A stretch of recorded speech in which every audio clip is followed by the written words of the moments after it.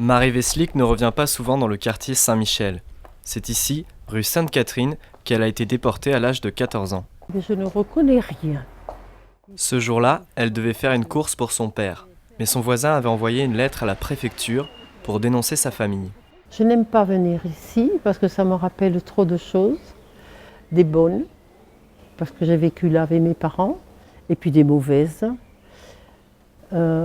Surtout le 24 juillet 1944. Elle sera emmenée au siège de la Gestapo et quittera Toulouse de la gare Rhénal dans un wagon à bestiaux.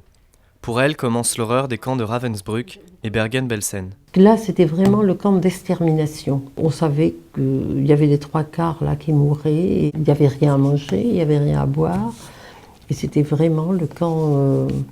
on parle toujours de Auschwitz, qui est un symbole. Je pense qu'on parle de Auschwitz pour montrer. Et il y en avait d'autres. Et Bergen-Belsen, la même chose, mais il n'y avait pas de chambre à gaz. Marie devient le numéro 49 595 et devra faire face à la faim et à la maladie. À bout de force, la jeune fille doit apprendre à survivre, mais surtout, à ne jamais abandonner. Il fallait que je m'occupe toute seule de moi. Et ça a été toujours mon leitmotiv, ce qui m'a fait avancer. Quand je me levais, je m'agrippais au poteau parce que je ne voyais absolument rien. Ou j'allais m'évanouir, ou rien, tout était noir autour de moi.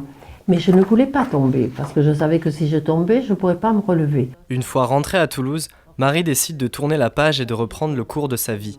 Pendant plus de 60 ans, elle garde le silence sur sa déportation. Mes professeurs, ils savaient que j'avais été déportée, mais jamais personne ne m'a posé aucune question. Ils évitaient. Est-ce que c'était par discrétion? Je pense, quand même.